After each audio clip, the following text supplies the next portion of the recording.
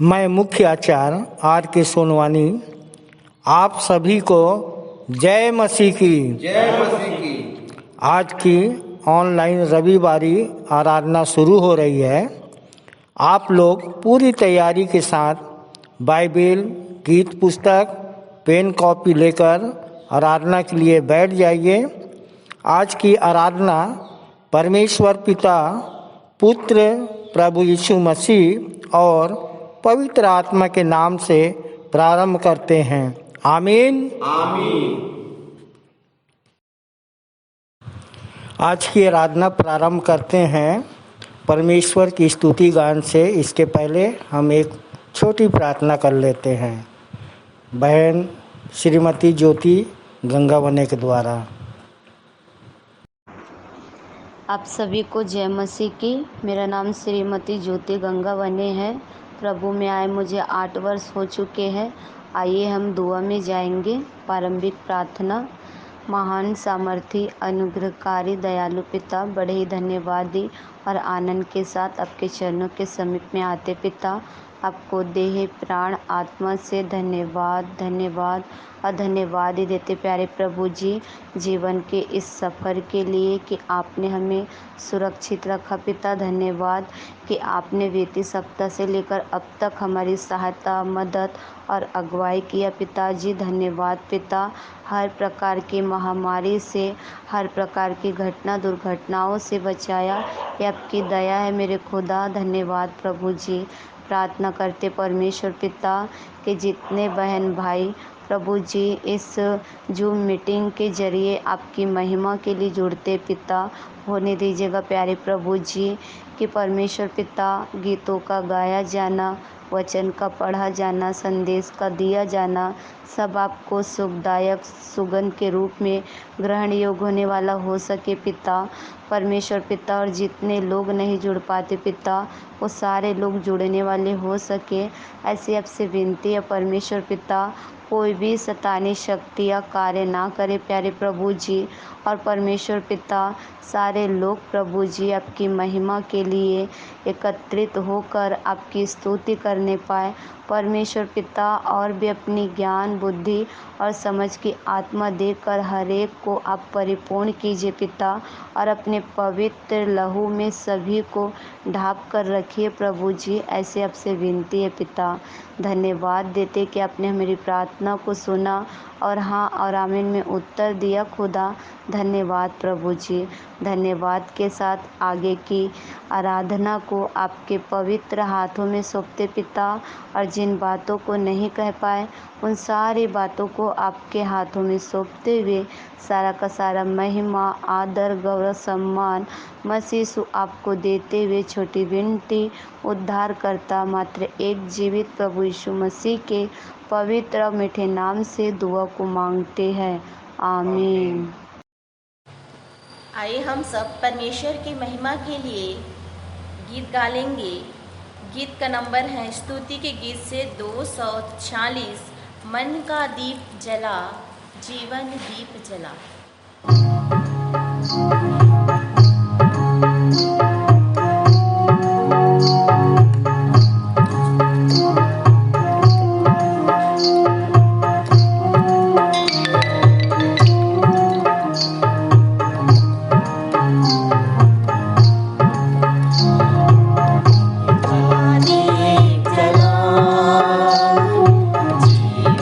दीप जला,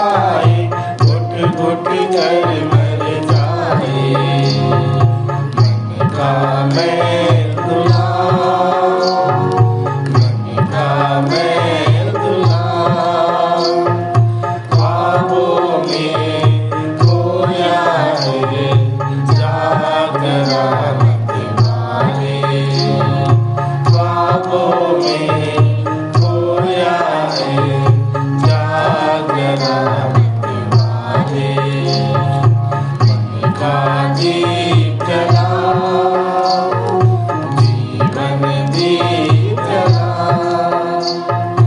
यीशु को तू अपने जीवन में अपना मीत बना ले। छोड़ दे अब ये दुनिया सुनहरी, दुनिया से मन को फिरा ले। यीशु को तू अपने जीवन में अपना मीत बना ले। छोड़ दे अब ये दुनिया सुनहरी, दुनिया से मन को फिरा ले। होगा तेरा भला, होगा तेरा भला। ख्वाबों में खोया है जागरा मत वाले। ख्वाबों में खोया है जागरा मत वाले। मन का दीप जलाओ, जीवन दीप जलाओ।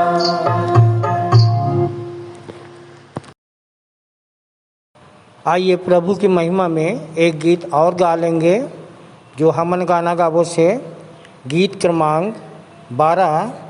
तुझको बुलाए यीशु राजा हो आजा, तेल मिले दिया लेके आजा।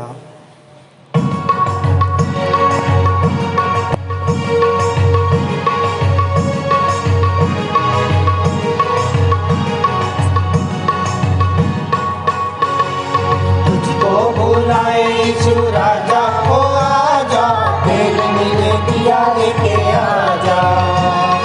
मुझे हुई रूह को लेके आजा ओ आजा, तेल मिले दिया लेके आजा।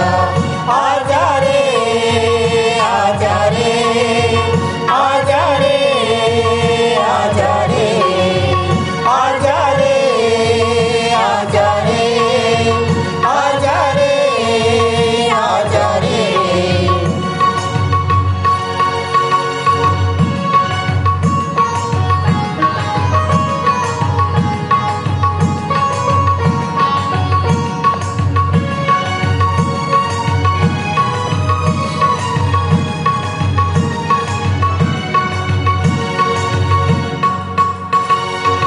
सुस्ती छोड़ो रे, जागो रे, वो बुलाता है तुम्हें।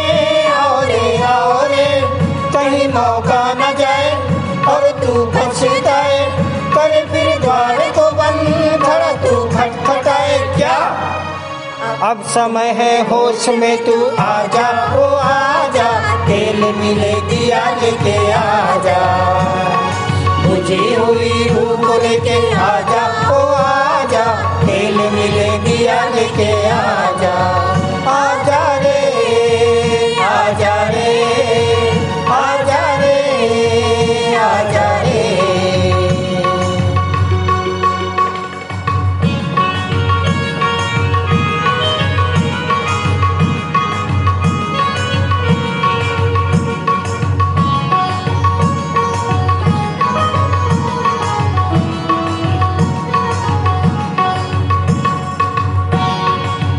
खोल तू उसका वचन, डाल यीशु पे नजर। कर तू जांच मन की, कर तू अपनी फिकर। आया है तू कहाँ से, जा रहा है तू किधर। मौत भारी तो नहीं, तेरा रास्ता है किधर क्या। अब समय है होश में तू आजा ओ आजा, तेल मिले दिया लेके आजा। मुझे हुई रूह को लेके आजा ओ आजा, तेल मिले दिया लेके आजा। आजा रे आजा रे आजा रे आजा रे।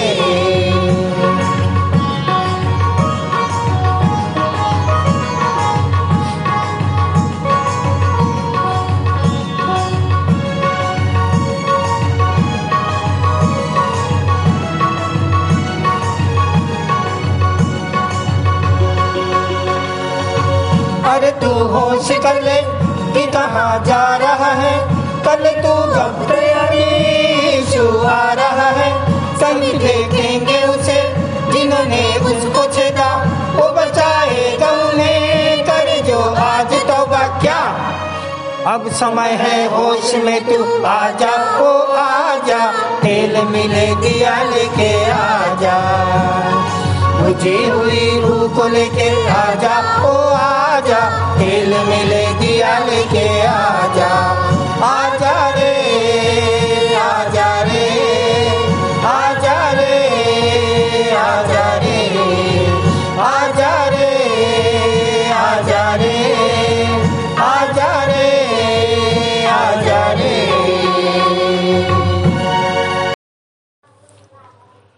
आइए हम आज की आराधना प्रारंभ करें। यह की स्तुति करो, परमेश्वर के पवित्र स्थान में उसकी स्तुति करो, उसकी सामर्थ से भरे हुए आकाश मंडल में उसी की स्तुति करो, उसके पराक्रम के कामों के कारण उसकी स्तुति करो, उसकी अत्यंत बड़ाई के अनुसार उसकी स्तुति करो, नरसिंगा फूंकते हुए उसकी स्तुति करो, सारंगी और बीड़ा बजाते हुए उसकी स्तुति करो, ढप बजाते और नाचते हुए उसकी स्तुति करो, तार वाले बाजे और बांसुरी बजाते हुए उसकी स्तुति करो, ऊंचे शब्द वाली झांझ बजाते हुए उसकी स्तुति करो, आनंद के महाशब्द वाली झांझ बजाते हुए उसकी स्तुति करो। जितने प्राणी हैं सब के सब याह की स्तुति करें, याह की स्तुति करें।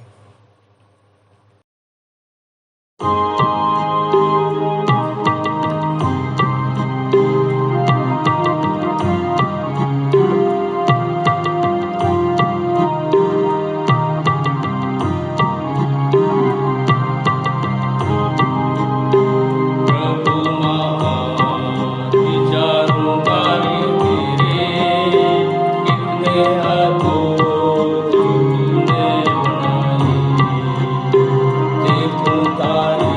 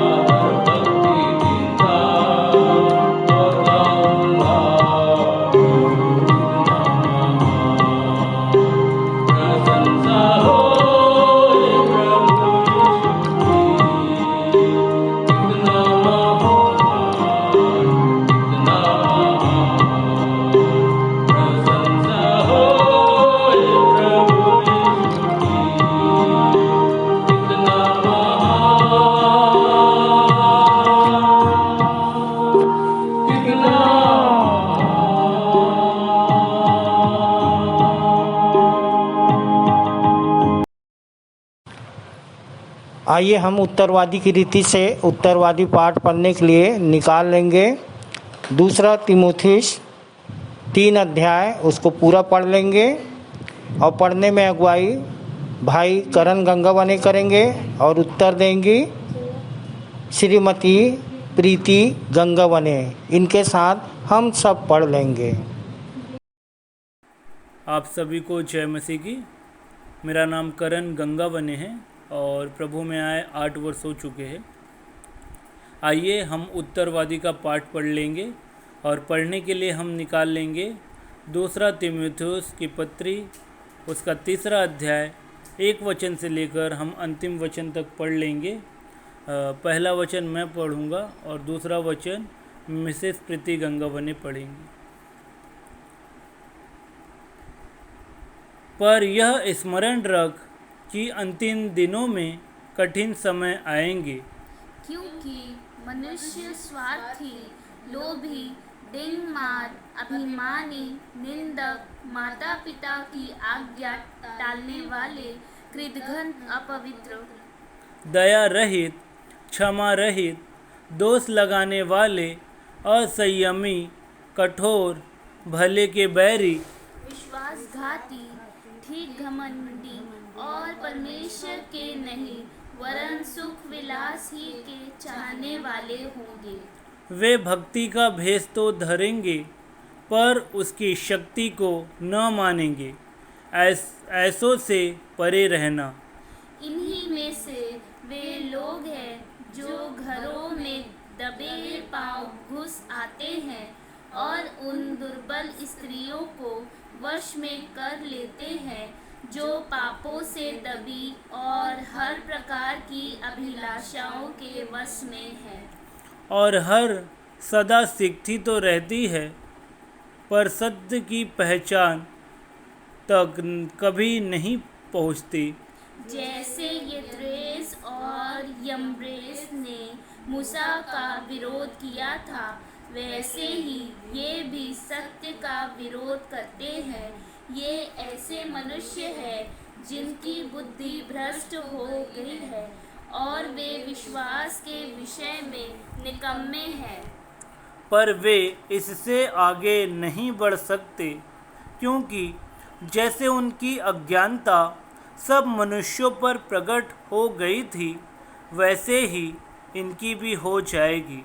परंतु तूने उपदेश, चाल चलन, मनसा, विश्वास, सहनशीलता, प्रेम, धीरज और सताए जाने और दुख उठाने में मेरा साथ दिया। और ऐसे दुखों में भी जो अंताकिया और इकोनियुम और लुस्त्रा में मुझ पर पड़े थे, और अन्य दुखों में भी जो मैंने उठाए हैं, परंतु प्रभु ने मुझे उन सब से छुड़ा लिया।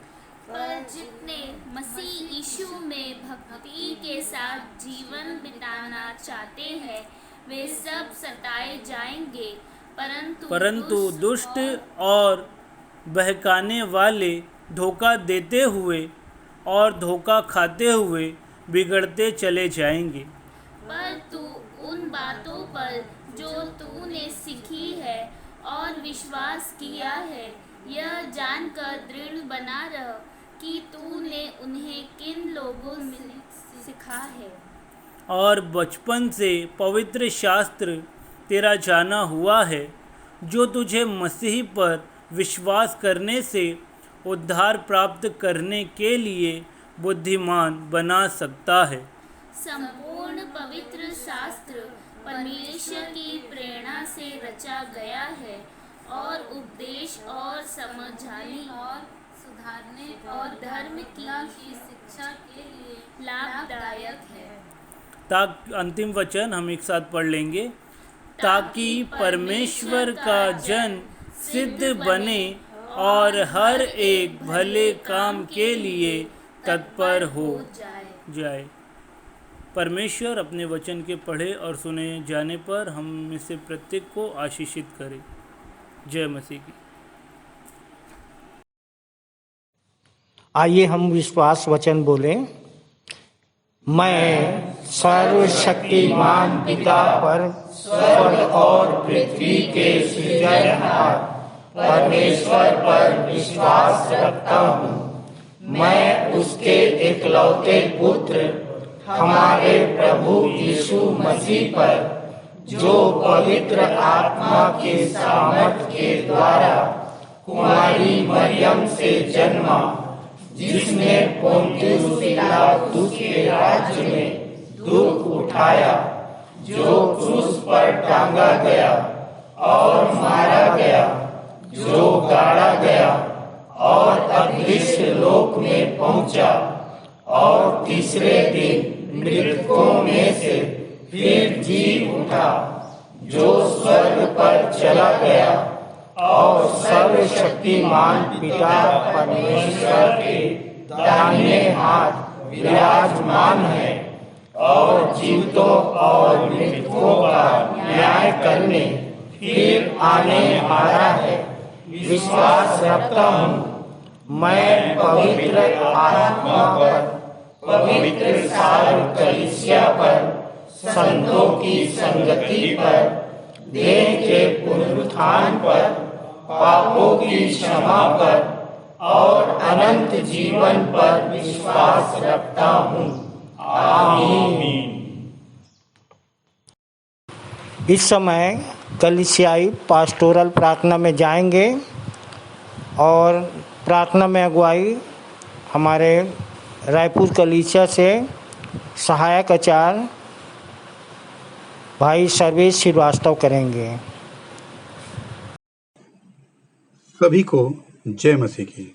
मेरा नाम सहायक आचार्य सर्वेश कुमार श्रीवास्तव है। मैं रायपुर में निवास करता हूँ। मुझे प्रभु में आए 18-19 साल हो गए। मेरे जीवन में कई सारी समस्याएं थी और मन में कई सारे प्रश्न और ईश्वर के प्रति संदेह भी था। विश्वासी मंदिर बिलासपुर आकर के ही मेरे प्रश्नों का सही उत्तर एवं ईश्वर के प्रति संदेह दूर हुआ। तब से मैं अविश्वासी से विश्वासी बन गया और जो शिक्षाएं मैंने विश्वासी मंदिर में ग्रहण की, वही जहां जहां जाता हूं प्रसारित करने का प्रयास करके, जैसे मैं बचा हूं वैसे लोगों को बचाने का प्रयास करता हूं। आइए हम प्रार्थना में जाएंगे। कितना हसीन वादा किया है खुदावंद ने, कितना हसीन वादा किया है खुदावंद ने। जहां 2 या 3 जमा हो, मैं हूँ हाजिर उनमें, मैं हूँ हाजिर उनमें। धन्यवाद देते हैं प्रभु, आपके इस वादे के कारण हम अनुग्रहित हैं और इस टेक्नोलॉजी के माध्यम से हम कहीं भी 2 या 3 लोग ऑनलाइन जमा हो जाते हैं और आप हमारे बीच पिता, पुत्र और पवित्र आत्मा के रूप से उपस्थित हो जाते हैं। धन्यवाद देते हैं प्रभु जी कि हम विश्वासी परिवारों को कम से कम अन्य जातियों के नाई हमें इस लॉकडाउन में मंदिर, मस्जिद, चर्च, गुरुद्वारे खोलने का मुंह ताकना नहीं पड़ता, बल्कि आप खुद हमारी फिक्र करके हमारी कोठरी में प्रवेश कर जाते हैं। आपका धन्यवाद देते हैं प्रभु जी। प्रार्थना करते हैं कि सारे दुनिया में व्याप्त इस कोरोना महामारी के माध्यम से आप हमें जो शिक्षा देना चाहते हैं वह हम सीख सके प्रभु जी। और प्रभु परमेश्वर, हमने जो प्रकृति एवं मानवता के साथ जो खिलवाड़ किया है, आप हमारे गुनाहों को माफ करें और सारे विश्व को इस वैश्विक महामारी से मुक्ति दिलाए प्रभु जी। जो लोग इस महामारी से पीड़ित हैं या अन्य बीमारी से पीड़ित हैं, उनको न्याय संगत चंगाई दें, ताकि हर एक घुटना टिके और हर एक जीव अंगीकार कर सके कि यीशु ही प्रभु है, और वे सभी लोग चंगाई पाकर एक गवाही देने वाले बन सके और प्रतिज्ञा कर सके कि जैसे वे बचे हैं वैसे वो दूसरों को बचा सके। आज प्रभु इस प्रार्थना के माध्यम से मैं न केवल हर एक देश के प्रधानमंत्री, राष्ट्रपति, न ही राज्य के मुख्यमंत्री, न ही हर एक जिले के प्रशासनिक अधिकारी के लिए ही नहीं प्रार्थना करूंगा, अपितु हर एक जनसाधारण के लिए, ताकि वे अपने कर्तव्यों का निर्वहन सच्चाई और ईमानदारी से कर सकें, क्योंकि हम सुधरेंगे तो जग सुधरेगा। विशेष करके मैं उन सारे पाखंडी धर्म के अगुओं के लिए प्रार्थना करता हूं कि अब तो अपना धर्म का गोरख धंधा बंद करके सच्चे परमेश्वर का भय माने और सिधाई का मार्ग अपनाएं और लोगों को अपने से दूना नारकीय बनाना बंद कर दें और सच्चे खुदावन से डरे, क्योंकि लिखा है, जीवते परमेश्वर के हाथ पड़ना भयंकर बात होती है।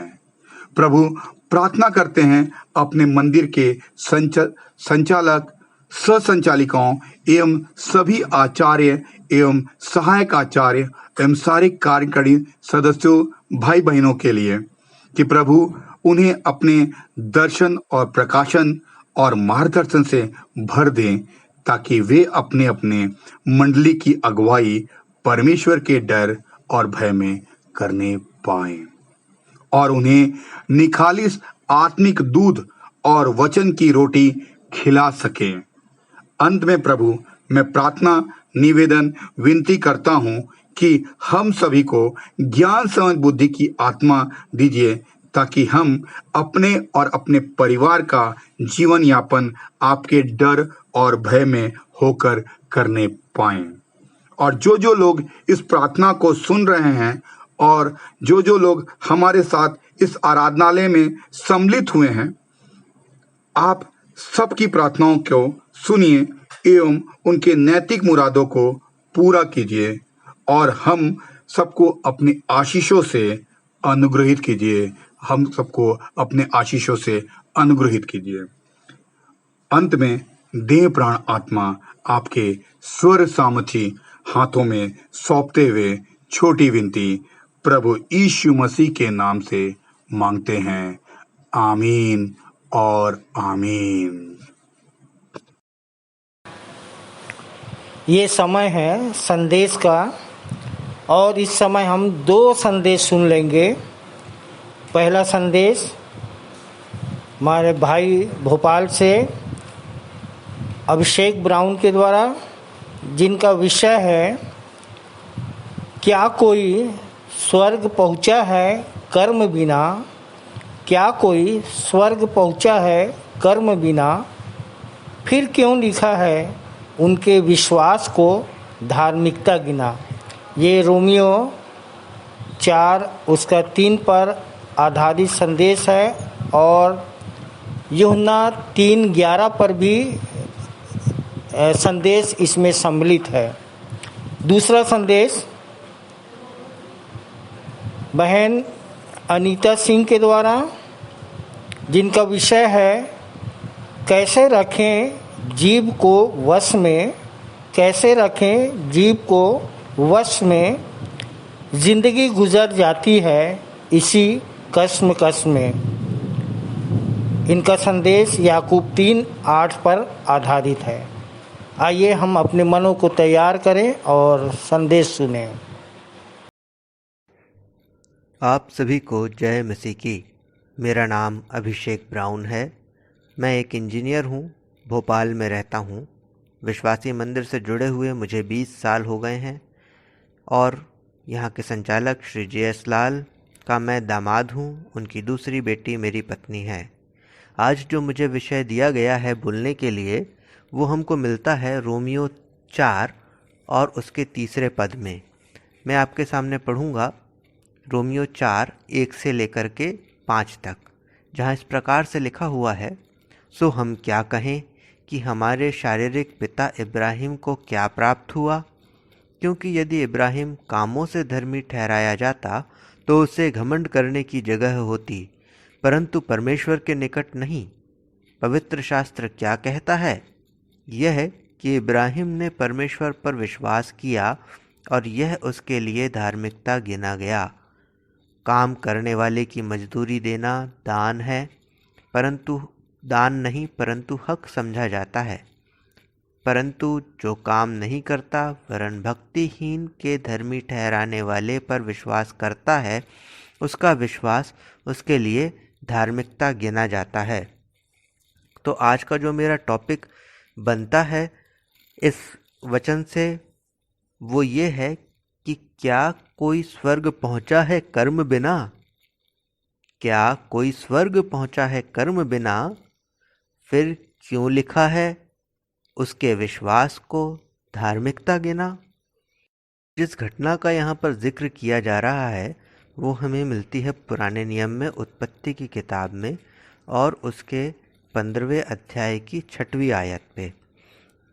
और ये पूरी घटना कुछ इस प्रकार से है। हम 15वें अध्याय को यदि पढ़ेंगे तो परमेश्वर के और मूसा के बीच में, परमेश्वर के और अब्राहम के बीच में वार्तालाप है। और अब्राहम परमेश्वर से कहता है, तू मुझे क्या देगा, मुझे कौन सी आशीष देगा, क्योंकि मेरा तो कोई वंश ही नहीं है। तो परमेश्वर अब्राहम से कहता है कि तू बाहर निकल और आसमान की ओर देख, और तुझे तारे दिखाई देते हैं, तो क्या उनको गिन सकता है? तो अब्राहम कहता नहीं। तो परमेश्वर उससे कहता है कि मैं तेरे वंश को इन तारों के समान बढ़ाऊंगा।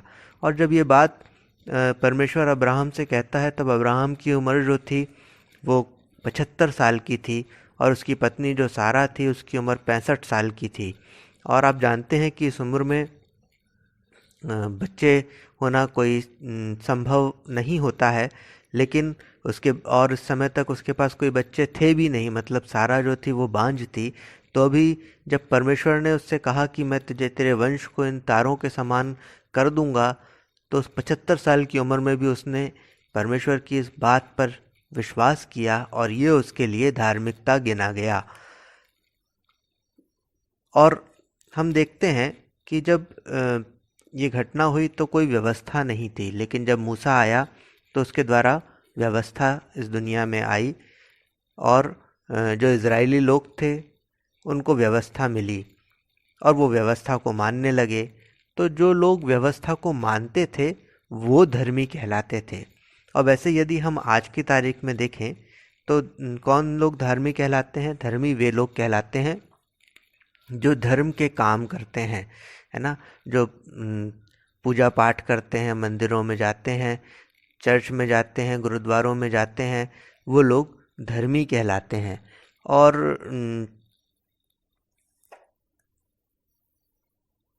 और यदि हम स्पेसिफिकली ईसाई लोगों में देखें जो यीशु मसीह को मानने वाले हैं, तो जो धर्मी लोग कहलाते हैं वो होते हैं जो चर्च में जाते हैं, प्रेयर मीटिंग्स में और सब धार्मिक कार्यक्रमों में आगे आगे रहते हैं, वचन पढ़ते हैं, उनको धर्मी कहा जाता है। हमन गाना गाँव में 3 नंबर पर हम विश्वास देखते हैं और इसमें जो है विश्वासी के 4 चरण होते हैं। सबसे पहला नामधारी, फिर सामाजिक, फिर धार्मिक और फिर संक्रामक। तो जो धार्मिक विश्वासी होता है वो यीशु मसीह पर विश्वास करता है और इफिसियों 2:8 के अनुसार विश्वास ही के द्वारा अनुग्रह ही से तुम्हारा उद्धार हुआ है और स्वर्ग जाने का जो रास्ता है वो खुल जाता है। अनुग्रह से बाय ग्रेस हम पास हो जाते हैं, परमेश्वर के नज़दीकी में हम आने पाते हैं। परंतु क्या इतना सफिशेंट है? क्या इतना पर्याप्त है? मत्ती उसके 25वें अध्याय में हमारे को 10 कुंवारियों का दृष्टांत पढ़ने को मिलता है, जिसमें से 5 मूर्ख थीं और 5 समझदार थीं। अब जो मूर्ख थी और जो समझदार थी, उनमें से जो मूर्ख थी वो स्वर्ग में प्रवेश नहीं कर पाती हैं, यीशु मसीह के साथ दूल्हे के साथ प्रवेश नहीं कर पाती हैं, और जो समझदार थी वो प्रवेश कर पाती हैं। अब दोनों ही जो थी यीशु मसीह के, मतलब यदि हम देखें तो दोनों ही ऐसे विश्वासियों को, ऐसे ईसाइयों को दर्शाता है जो धार्मिक हैं, प्रार्थना करते हैं, जिनकी मशालें जल रही हैं।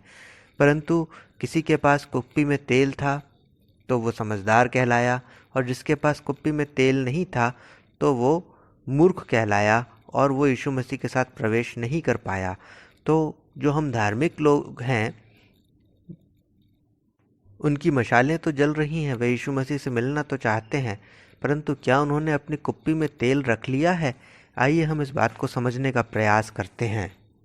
प्रियो, यदि हमारी मशालें जल रही हैं तो हम जो हैं यीशु मसीह की खोज कर रहे हैं, उससे प्रार्थना कर रहे हैं, उसके वचनों को पढ़ रहे हैं, मीटिंग सेमिनार अटेंड कर रहे हैं। ये बात बहुत अच्छी है निश्चित रूप से। और जो कुप्पी में तेल है, यदि हम आत्माओं को जीत करके लेके आते हैं तो वो हमारे लिए एक्स्ट्रा कुप्पी में तेल के समान बन जाता है। और ये हमारे को तब काम आता है जब हमारी परीक्षा होती है, जब हम ऐसी परिस्थिति में होते हैं, जब हमारा विश्वास परखा जाता है, तब ये कुप्पी में रखा हुआ तेल हमारे काम आता है और जो है हम जयवंत होने पाते हैं। तो जैसा कि हम उद्धार के विषय में देखते हैं कि उद्धार की 3 स्टेप होती हैं कि पहला विश्वास के द्वारा अनुग्रह ही से, इफिसियों 2:8 में जैसा लिखा हुआ है। दूसरा जो है कर्म के द्वारा, और जैसा कि हमारा उद्धार का जो चौथा नंबर बोर्ड है उसमें लिखा हुआ है, दूसरे नंबर का पॉइंट कर्म के द्वारा सब जाति के लोगों को चेला बना करके, जैसा मत्ती 28:18-19 में यीशु मसीह ने अपने चेलों को आदेश दिया कि तुम जाके सब जाति के लोगों को चेला बनाओ। उसके अनुसार जब हम काम करते हैं, लोगों को गुरु मंत्र देते हैं, आत्माओं को जीत करके लेके आते हैं, तो ये हमारे लिए धार्मिकता गिना जाता है। और ये पहला जो है अनुग्रह ही से हमें केवल 33% मिलता है और कर्म के द्वारा हम 66% और कमाने पाते हैं। इसी प्रकार से जब हमारे जीवन में सताव आता है और हम मृत्यु पर्यंत धीरज रखते हैं, तब हम 99% से 100% तक पहुंचने पाते हैं। जैसा कि मत्ती 10 और उसके 22 में लिखा हुआ है कि मेरे नाम के कारण लोग तुम्हें सताएंगे और जो अंत तक धीरज धरेगा उसी का उद्धार होगा। यदि हम इस बात को फिर से एक बार देखना चाहें तो इब्राहिम के समय में धर्मी ठहराने के लिए कोई मापदंड नहीं था और उसने जो एक विश्वास परमेश्वर के ऊपर किया वो उसके लिए धार्मिकता गिना गया। उसके बाद जब व्यवस्था आई तो जो व्यवस्था को पालन करते थे उनके लिए वो व्यवस्था धार्मिकता गिनी गई और उसी के ऊपर लोग चलने लगे। जब पौलुस रोमियो को लिख रहा है, जो हमारा आज का टॉपिक है, रोमियो 4 और उसके 3 में, तो वो ये कहना चाहता है कि जो हम धार्मिक बनने के लिए जो व्यवस्था के काम करते हैं वो हमारे लिए काफ़ी नहीं है। और इसी बात को यीशु मसीह ने भी कहा है, हाय तुम व्यवस्थापकों पर कि तुमने ज्ञान की कुंजी तो ली परंतु तुमने आप ही प्रवेश नहीं किया और प्रवेश करने वालों को भी रोक दिया। लूका 11 उसके 52 में। और हम इस बात को और अच्छे से समझने पाते हैं कि आखिर हमको ऐसा कौन सा काम करना है जो व्यवस्था के कामों से बढ़ कर के है, जो धार्मिकता के जो हम काम करते हैं उससे बढ़ कर के है, जो हमें स्वर्ग के राज्य में प्रवेश करवाएगा।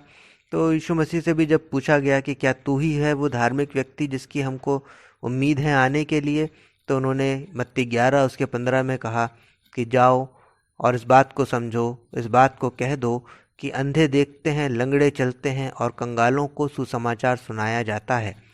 तो प्रियो, यदि हम इस काम को कर रहे हैं तो निश्चित रूप से हम परमेश्वर की दृष्टि में धर्मी हैं। विश्वास तो करना है, विश्वास पहली स्टेप है उस धार्मिकता को पाने की, उस स्वर्ग के राज्य तक पहुंचने की। लेकिन इसके बाद यदि इससे हमें मिलता है 33% मार्क्स, यानी कि हम पास हो जाते हैं। यदि हम केवल ले दे करके पास होकर के अगली कक्षा में पहुंच भी जाते हैं तो वहाँ पर हमारे लिए कोई चीज़ सीखना कितना कठिन होता है ये हम इस बात को बहुत अच्छे से जानते हैं। इसके आगे हमें काम करना कितना कठिन होता है हम इसको बहुत अच्छे से जानते हैं। और इसलिए हमें बार बार ये बताया जाता है, बच्चों को बार बार ये कहा जाता है, स्कूल जो जाते हैं, जो पढ़ाई करते हैं, कि बेटा खूब पढ़ो और अच्छे नंबर से पास हो, मेरिट में आओ, फर्स्ट डिवीज़न लेकर के आओ।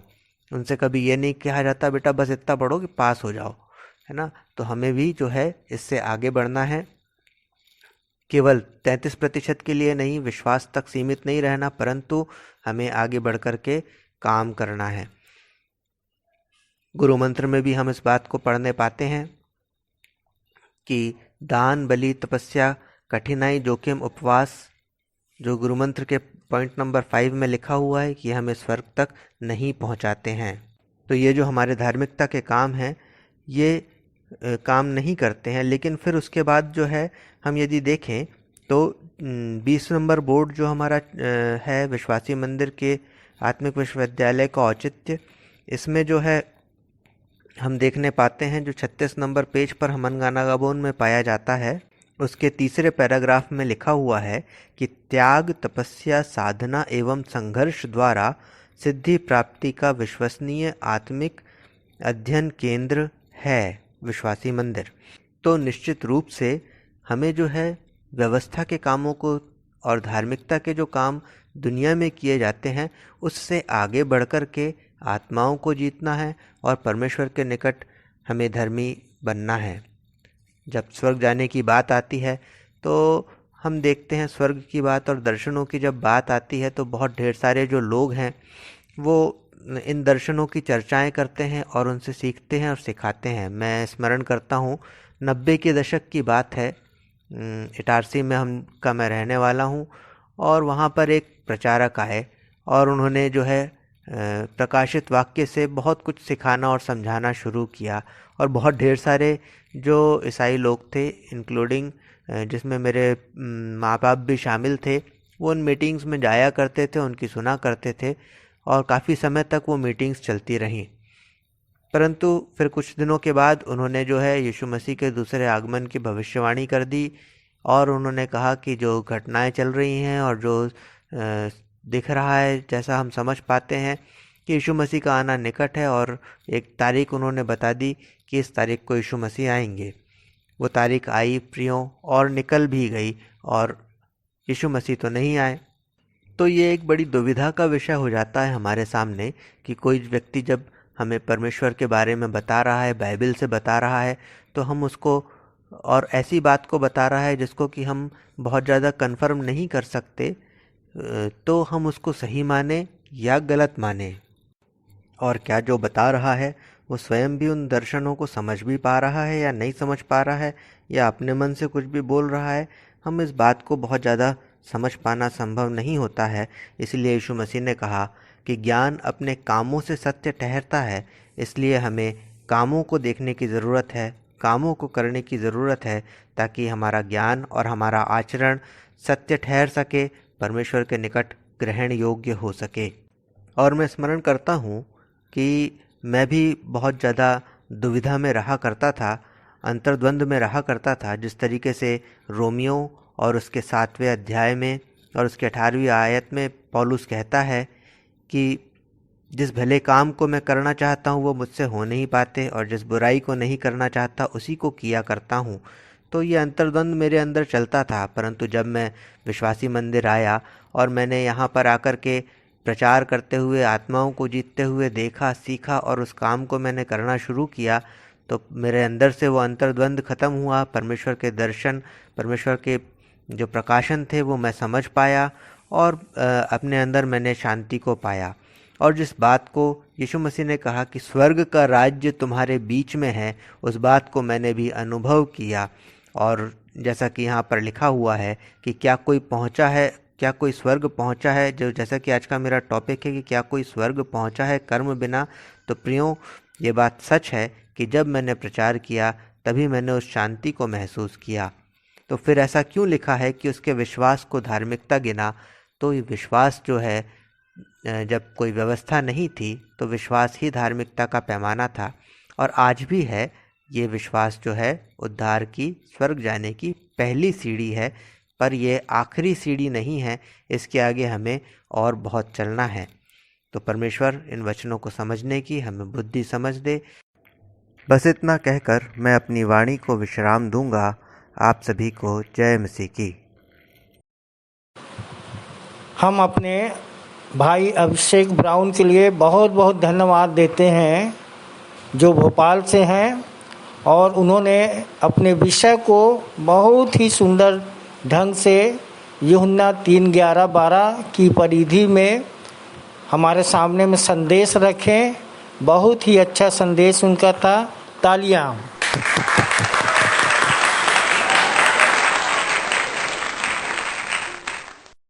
आप सबों को जय मसीह की। मेरा नाम अनीता सिंह है और मंदिर आते मुझे 10 वर्ष हो गए हैं। ईसाई परिवार से आती हूँ, खुद को खुशनसीब समझती हूँ कि मैं मंदिर आ सकती हूँ। और वर्तमान में मैं प्राइवेट नर्सिंग कॉलेज में पदस्थ हूँ, लेक्चरर के पोस्ट पे। तो मेरा टॉपिक आज का मिला हुआ है प्रियों, कैसे करें जीभ को वश में, ज़िंदगी गुजर जाती है कश्मकश में। कैसे करें जीभ को वश में, ज़िंदगी गुजर जाती है कश्मकश में। तो जीभ हमारे शरीर का ऐसा अंग है जो हमको शब्दों के उच्चारण करने के लिए, शब्दों को बोलने के लिए, वचनों को बोलने के लिए या किसी से अपनी बात कहने के लिए एबिलिटी प्रदान करता है। अगर जीभ नहीं रहेगा तो हम अपनी बातें क्लियरली किसी को एक्सप्रेस या बता नहीं पाएंगे। और याकूब 3:8 के अनुसार जीभ को कोई भी वश में नहीं कर सकता। यह एक ऐसी बुराई है जो कभी शांत नहीं रहती तथा यह प्राणनाशक विष से भरी हुई, मतलब एक आग है जो नुकसान ही करती है, जो दूसरों के जीवन को लेने की, हरने की योग्यता रखती है।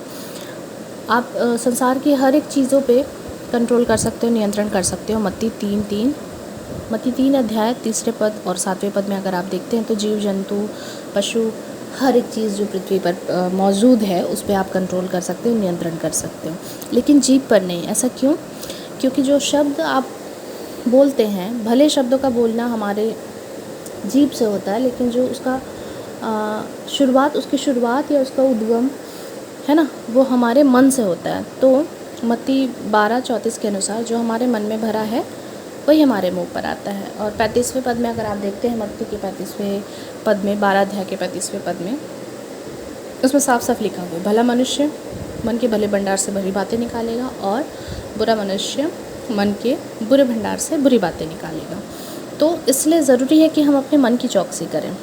मत्ती नीति वचन 4 अध्याय उसके 23वें पद के अनुसार अपने मन की रक्षा पूरे यत्न से कर, क्योंकि जीवन का मूल स्रोत वही है। वही आपके मन में जो आप सोचते हो वही चीज़ को आप मुंह से बोलते हो। तो इसलिए ज़रूरी है कि आप क्या सोच रहे हैं उस पर नियंत्रण रखना, ठीक है।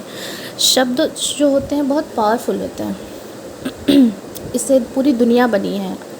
यूहन्ना 1 अध्याय उसके पहले पद में अगर आप देखेंगे, उत्पत्ति के शुरुआती पद में अगर आप देखते हैं तो सिर्फ परमेश्वर ने बोला और सारी चीज़ें हो गया, है ना। तो यूहन्ना 1 अध्याय 1 पहले पद में देखते हैं तो आदि में वचन था और वचन परमेश्वर के साथ था और वचन परमेश्वर था, उसी से सारी चीज़ें उत्पन्न हुई, उसी के द्वारा उत्पन्न हुई। 4 पद में देखते हो वचन में जीवन था, वचन में, शब्द में जीवन था और यही वचन या शब्द जो जीवन है मनुष्यों की ज्योति थी। अगर आप कोई निराश व्यक्ति से बुरी बुरी बातें बोलोगे, नेगेटिव बातें बोलोगे, तो वो क्या होता है, अपने जीवन को भी सुसाइड करने की ओर चला जाता है। अगर निराश व्यक्ति से आप अच्छी अच्छी बातें बोलते हो, पॉजिटिव बातें बोलते हो, तो वो क्या करता है, उस निराशा से उबर कर ज्योति की ओर आता है। मीन्स अपने आप को अच्छे वे में, फिर अच्छे जीवन की ओर अपने आप को लेके जाता है।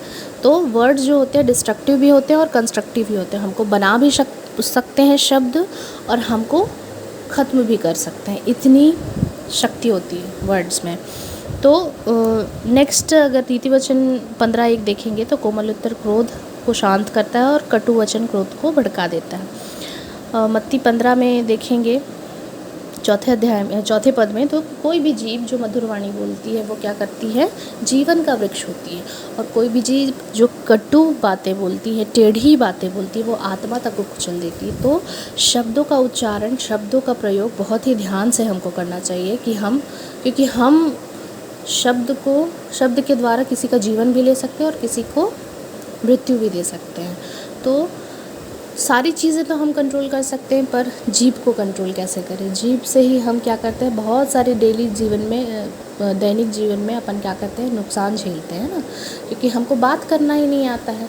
हमारे मन में जो भरा है उसी चीज़ को हम निकालते हैं। तो इसीलिए हमको पूरी तरीके से अपने आप को परमेश्वर को देना चाहिए, डिपेंडेंट हो जाना चाहिए परमेश्वर पे कि परमेश्वर आप मेरे मुंह की चौकसी करिए, आप मेरे होठों की रखवाली करिए। भजन संहिता 141 के 3 पद के अनुसार आप में तो वो योग्यता नहीं है, आपके लिए असंभव है कंट्रोल करना, नियंत्रित करना जीव को, लेकिन परमेश्वर के लिए ये चीज़ संभव है।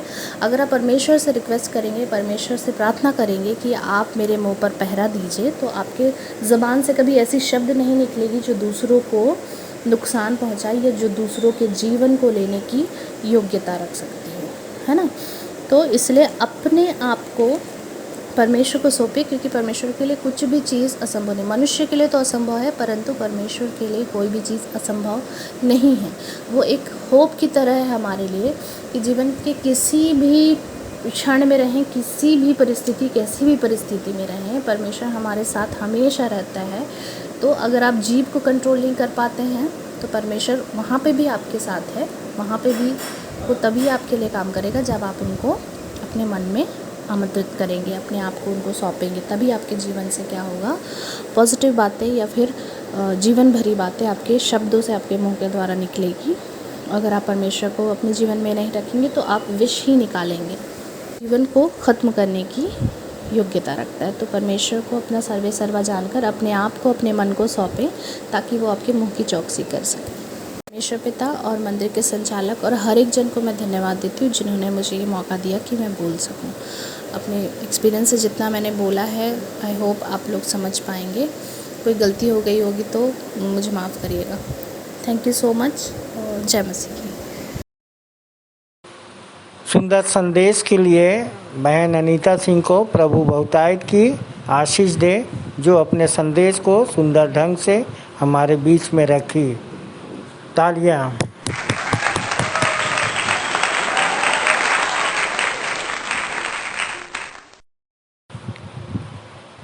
ये समय है भेंट का।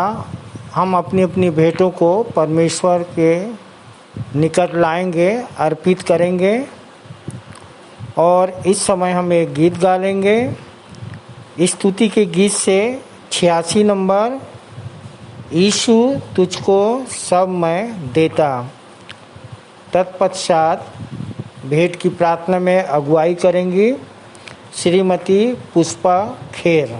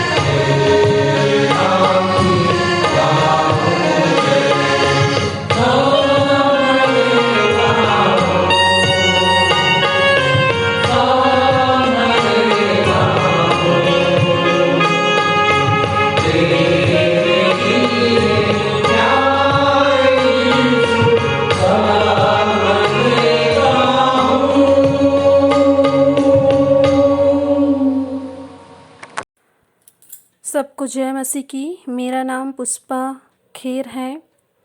आइए हम भेंट के लिए प्रार्थना करें। महान सर्वशक्तिमान प्यारे पिता परमेश्वर, एक बार फिर प्रभु जी बड़े धन्यवाद के साथ आपके प्रिय पुत्र हमारे उद्धारकर्ता प्रभु यीशु मसीह के नाम में आपके चरणों के समीप आते हैं और आपको हृदय से धन्यवाद देते हैं पिता। धन्यवाद देते हैं पिता कि हम मिट नहीं गए, आपकी महान करुणा और दया का फल है। प्रति भोर आप हमें नया दिन दिखाते हो, इसके लिए हम आपका धन्यवाद देते हैं। धन्यवाद देते हैं पिता परमेश्वर, इस महामारी में, कोरोना जैसी महामारी में आपने हमें स्वस्थ, चंगा, भला और जीवित रखा। हम जीवितों के मध्य पाए जाते हैं पिता। धन्यवाद देते हैं पिता परमेश्वर। पूरी दुनिया इस महामारी से भयभीत थी, परंतु पिता परमेश्वर आपने हमें भय की नहीं परंतु सामर्थ्य की आत्मा दी है।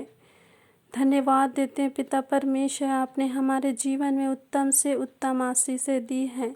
इन्हीं आशीषों में से प्राप्त आशीषों का छोटा सा अंश भेंट स्वरूप आपके चरणों में लाए हैं।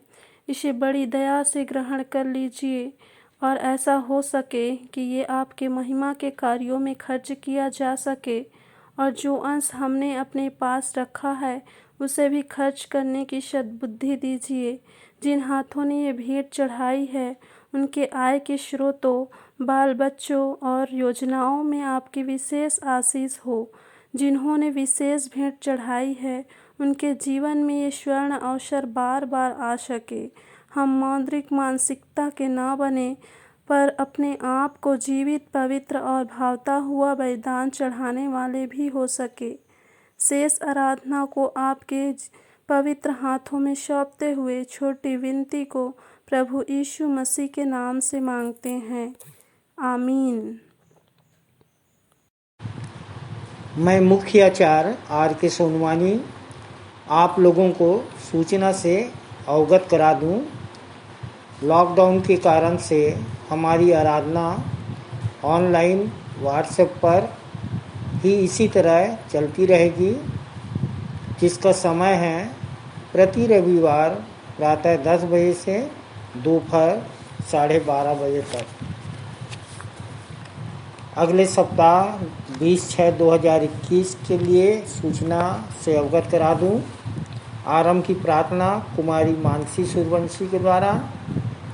उत्तरवादी पाठ मरकुस रचित सुसमाचार, जिसका 7वां अध्याय 1 से 23 पाठ तक पढ़ लेंगे, जिसको पढ़ने में भाई कमल सूर्यवंशी करेंगे और उत्तर देंगी कुमारी मनीषा कोसरिया।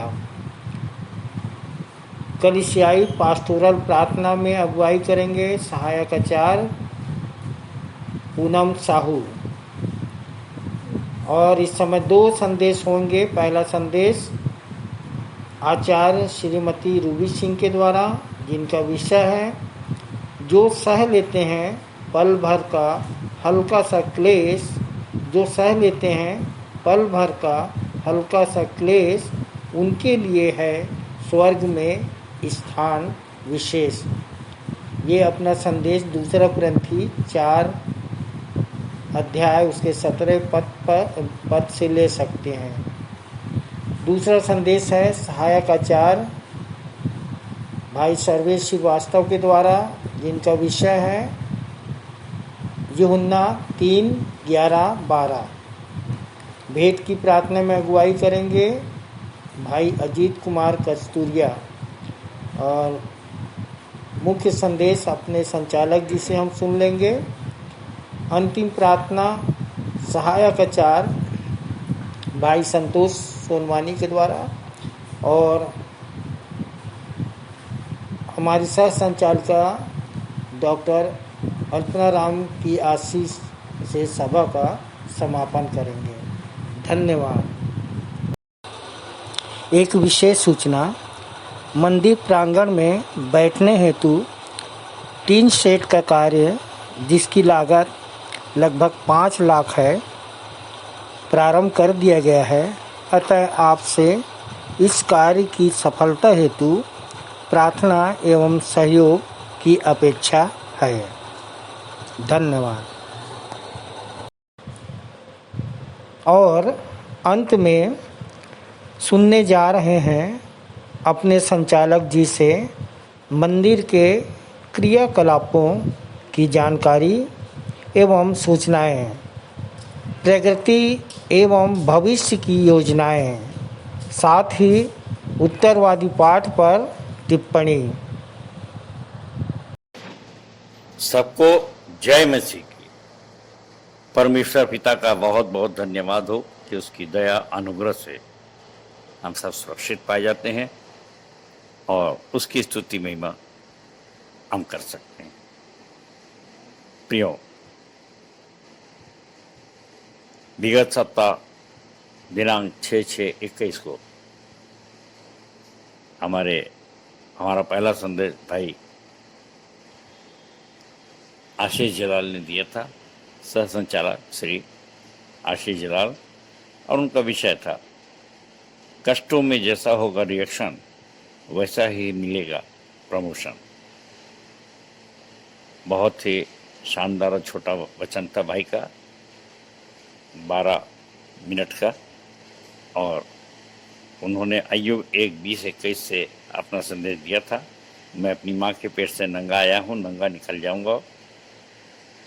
और बड़ा अच्छा उदाहरण दिया कि विपरीत परिस्थितियाँ अचानक आ जाती हैं, बस एक फ़ोन आया कि आप पॉजिटिव हैं। सो प्रियो, हम बेचैन हो जाते हैं, व्यथित हो जाते हैं, परिस्थितियाँ सब बदल जाती हैं, और ऐसे समय के लिए हमको निश्चित रूप से याद रखना चाहिए कि कैसे अचानक या अय्यूब के ऊपर अचानक विपत्ति आई थी, और भाई ने बहुत अच्छा वर्णन किया। और इसी तरह से 2 डाकू के विषय में बताया जो यीशु मसीह के आजू बाजू लटके थे। एक के लिए वो समय अभिशाप था, दूसरे के लिए वरदान था। तो हर विपरीत परिस्थिति में हम और भी परमेश्वर का काम जिंदा दिली से कर सकते हैं और प्रमोशन पा सकते हैं। भाई ने बहुत अच्छा समझाया। दानियल की स्थिति देखिए, यूसुफ की स्थिति देखिए, शद्रक मेशक अबेदनगो की स्थिति देखिए, तो कितने आनंद की बात है कि ऐसे समय में हम और भी, और फिर तो हम तो व्यक्तिगत रूप से जानते हैं कि कैसे जब कठिन स्थिति में अगर मेरा प्रमोशन हुआ तो हार्ट अटैक के कारण से हुआ। भाई ने बहुत अच्छे ढंग से बताया। और इसी प्रकार से एक बहुत से सुंदर वचन भी पढ़ा, पहला कुरिन्थियों 10:13, कि कोई भी ऐसी परीक्षा में हम नहीं पढ़ते हैं जो हमारे सहने से बाहर हो। हमारा परमेश्वर पिता हमारे साथ होता है, वो हमको सहने की शक्ति भी देता है। और एक बहुत अच्छी कहानी उन्होंने बताया कि एक 65 वर्षीय स्त्री की कि जो तूफान में आने से जहाज में बहुत से लोग घबराते थे, लेकिन वो नहीं घबराई। और जैसा उसने बताया कि भाई मेरी तो 2 बेटियां हैं, एक प्रभु में सो गई है और दूसरी हैदराबाद में है, और कितने आनंद की बात, मैं जहाँ भी जाऊँगी परमेश्वर की महिमा करूँगी। सो प्रियो, आज तो मैं भी नहीं डरता हूँ, और इसलिए भी नहीं डरता क्योंकि चाहे यहाँ जाऊँ जहाँ जीना मसीह है और मर जाना लाभ है। परंतु इस कहानी से मेरे को एक बात याद आई कि एक तरफ सुनीता है और एक तरफ विनीता है, तो वो नहीं डरती थी, परंतु मैं इसलिए भी नहीं डरता, बस कहीं अनीता ना हो। आप समझ गए होंगे मेरी बात को।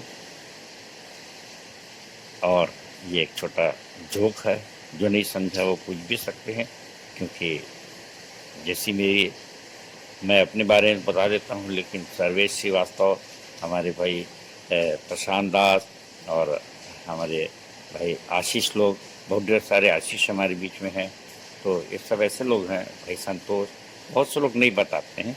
तो ये भेद गहरा है, अगर इस भेद को आप जानना चाहते हैं तो किसी फ़ोन करके पूछ लेते हैं, ठीक है। प्रिय आप अपना रहे हैं। हाँ, मैं ये बात को सोच रहा था कि हमारे आशीष जलाल भाई भी कोशिश करें कि कभी भी संदेश के साथ 2-4 लाइन की कविता अगर दे सकें तो और मज़ा आ जाता, और लिखने का प्रयास करना चाहिए, क्योंकि बहुत हमारी प्रभावशाली, हमारा संदेश जो था बहुत प्रभावशाली हो जाता है 4 लाइन की कविता से। और मैं सभी को, आप लोग को कहना चाहूँगा, जितने भी संदेश देते हैं, प्रयास करिए कि 4 लाइन की कविता अवश्य जोड़े। और इसके बाद हमारा दूसरा संदेश था भाई अनिल भोरे का, हमारे सहायक आचार्य अनिल भोरे।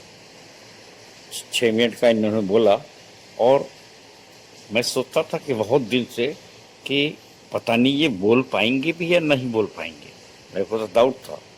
परंतु भाई जिस ढंग से बोल लिए तो मैं सोचता हूँ कि इनकी स्थिति बहुत से लोग जानते हैं नहीं जानते हैं, परंतु ये बहुत तकलीफ़ में रहे हैं। इनका ऑपरेशन हुआ है और सब जानते हैं कि इनके बाजू में यूरिन बॉटल भी रहती है और जैसे इनका भी ऑपरेशन होना है। और उसी स्थिति में ये वेलूर से लौट के चले आए। अब सोच लीजिए कैसे पहलवान हैं। और इनको ऐसा विषय भी दिया गया बोलने के लिए कि प्रतिदिन किए जाते हैं घात, यही है परमेश्वर की सौगात। सो मेरे प्रियो, इस स्थिति में जो रोमी 8:36 और 37 से संबंधित इन्होंने संदेश दिया और कितनी अच्छी बात बताई कि विश्वासी मंदिर के ये संक्रामक विश्वासी हैं और उसने सुंदर गवाही भी दिया। और अपने संदेश में उन्होंने योना उड़ापुत का उदाहरण दिया, यहूदा इस्करियोती का दिया। तो बड़े आनंद की बात है कि ऐसे समय में कोरोना के ये लहर, जबकि 2 लहर ये पार करके आए हुए हैं, तो आप समझ सकते हैं कि ये कैसे बहादुर हैं। और हम चाहते हैं कि इनकी लगातार प्रार्थना करते रहिए ताकि ये प्रभु में और बुलंद होकर उसके राज की महिमा कर सकें। प्रियो, अब मेरा संदेश आता है और पिछले सप्ताह के संदेश में इफिसियों 4:1-31 तक अपन ने पढ़ा था और उसमें की कुछ बातें थी जो मैंने बताने की कोशिश किया। उसके 8 और 10 पद से उसका सारांश था, जो उतर गया वही चढ़ गया। अर्थात जो जीरो बन जाता है प्रभु के लिए, उसे ही हीरो बनाया जाता है। सो मेरे प्रियो, हम लोगों को 12 से 13 पद देखें, पवित्र लोग सिद्ध हो जाएं एक देह बनकर। तो कैसे हम एक देह बनकर सिद्ध हो सकते हैं? और ये शब्द सिद्ध का बार आता है कि अगर आप सिद्धि प्राप्त नहीं किए, सिद्ध नहीं बने, तो बाइबल पढ़ते रहिए। मैंने पहले भी कहा था, कितना भी आप उपदेश देते रहिए जिंदगी भर, पर किसी बात में आप परफेक्ट नहीं किए तो फिर कैसे आप आगे बढ़ पाएंगे? न तो आशीष मिल पाएगी, ना आपके चेले भी वैसे ही कमज़ोर हो जाएंगे। सो बहुत ही महत्वपूर्ण बात है कि हम प्रेम में सिद्ध बने, क्योंकि पहले भी हमेशा 1 यूहन्ना 4:12 बताया जाता है कि परमेश्वर को कभी किसी ने नहीं देखा, परंतु हम आपस में प्रेम करें तो उसका प्रेम हमें सिद्ध हो जाता है। और जब प्रेम की बात आती है तो छोटी मोटी बात नहीं है। प्रेम के 7 स्टेप हैं। कि सबसे खतरनाक तो कहना चाहिए, कठिन कहना चाहिए, पड़ोसी का प्रेम। तो प्रेम करना, बिब्लिकल प्रेम करना बहुत आसान नहीं है। प्रेम की सहनशीलता 1 कुरिन्थियों 13 है, सिद्ध बनने की।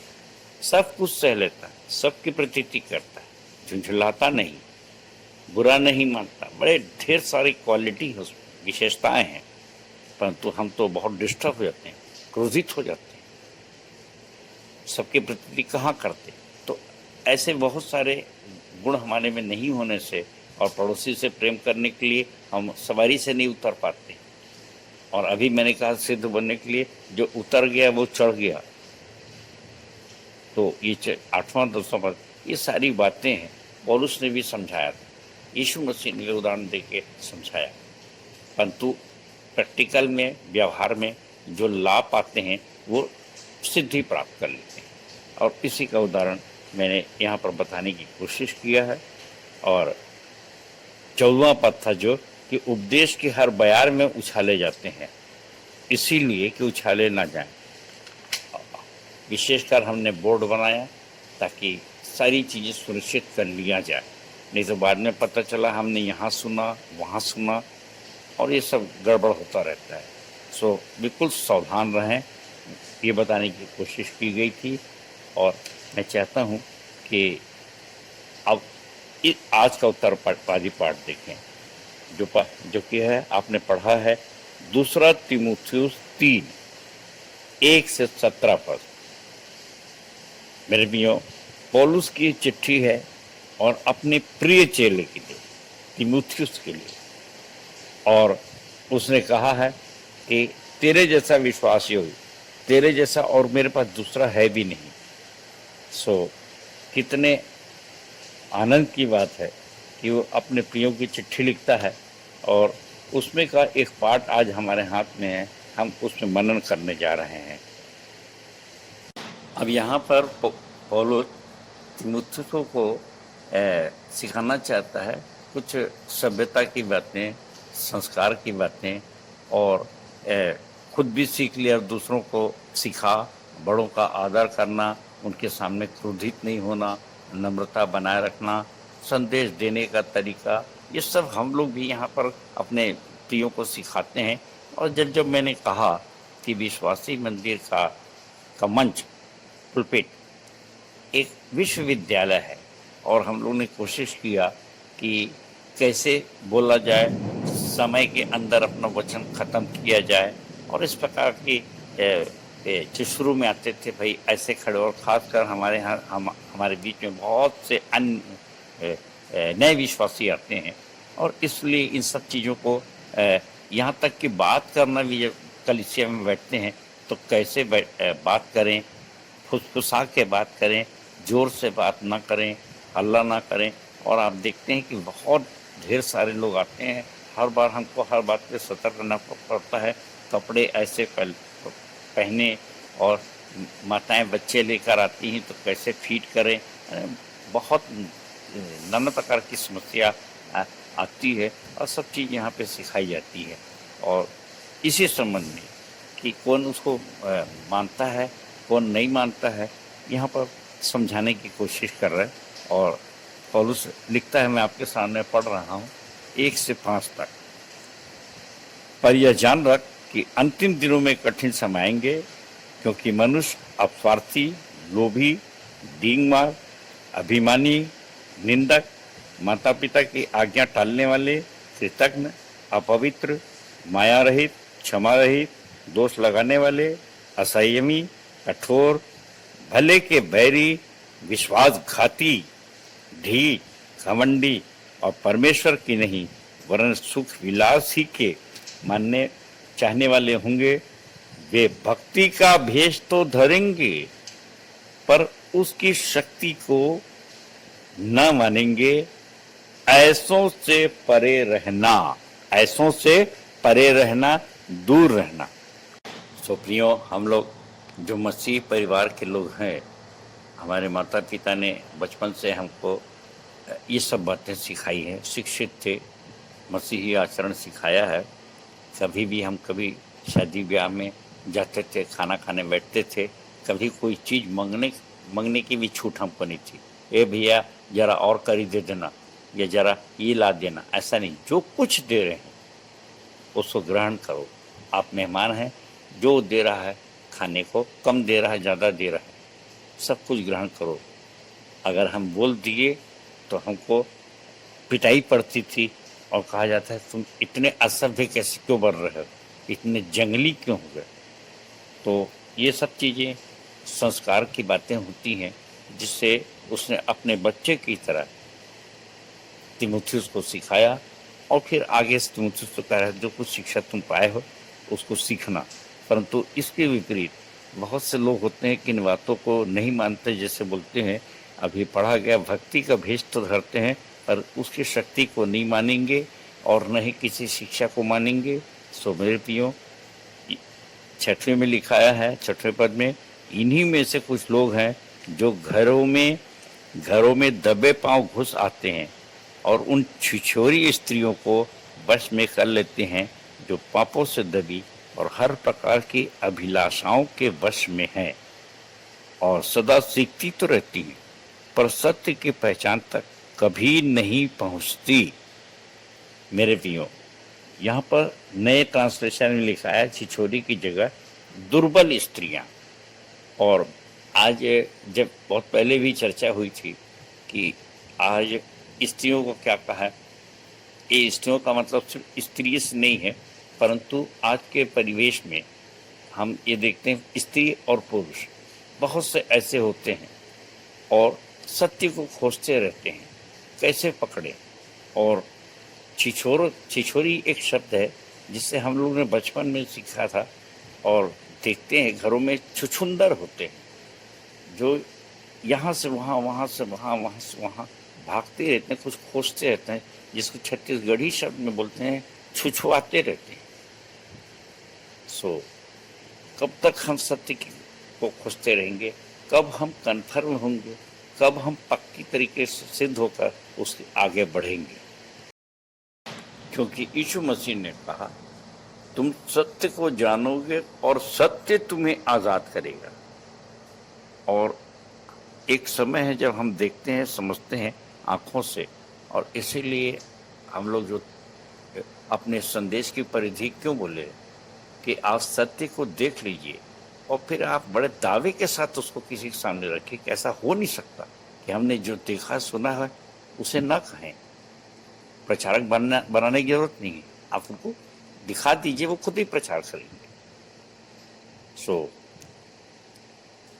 कह सकते हैं कि भाई हम जो जानते हैं सो कहते हैं, और जो हम देखे हैं उसकी गवाही देते हैं। और जब इस सेंटेंस को बहुत से लोग नहीं समझते तो मैंने इस समय प्रयास किया बहुतों को इस वचन में से मैं बुलवा रहा हूँ, ताकि हम में से कोई यह ना कहे कि अब मैं इस वचन को नहीं समझता। और इसीलिए जब नहीं समझते तो बहुत ही ग्रामीण भाषा में मुझे कहना पड़ता है, जहाँ अशिक्षित लोग लोग हमारे गांव के लोग भी जिस भाषा में समझ लेते हैं उस भाषा का उपयोग करना पड़ता है मुझको, कि मैं अपन आँखी में देखे हाँ तेला कैसे नहीं गोठी हाँ। तो जो नहीं बोले छत्तीसगढ़ी वो लोग बोल के सीख लीजिए, ये भी बहुत अच्छा प्रचार है। 8वां पद है कि और जैसे यन्नेस और यब्रेस ने मूसा का विरोध किया था वैसे ही ये भी सत्य का विरोध करते हैं। ये तो ऐसे मनुष्य हैं जिनकी बुद्धि भ्रष्ट हो गई है और वे विश्वास के विषय में निकम्मे हैं। मेरे प्रियो, ये यन्नेस और यब्रेस जो है ये कोई व्यक्ति विशेष नहीं है और पुराने में इनका कहीं जिक्र नहीं आता है। सो जादू टोना करने वाले और सत्य का विरोध करने वाले कुछ लोग हैं, तो उस समय उनको यन्नेस और यब्रेस कहा गया। और हो सकता है कि हो भी, लेकिन बाइबिल में इसका कहीं संदर्भ नहीं है और इसलिए उसको इन कार्यों को करने वालों के लिए मान लिया जाता है। सो इस संबंध में जो असली बात है वो है कि इनकी बुद्धि भ्रष्ट हो गई है और विश्वास के विषय में वो निकम्मे हैं।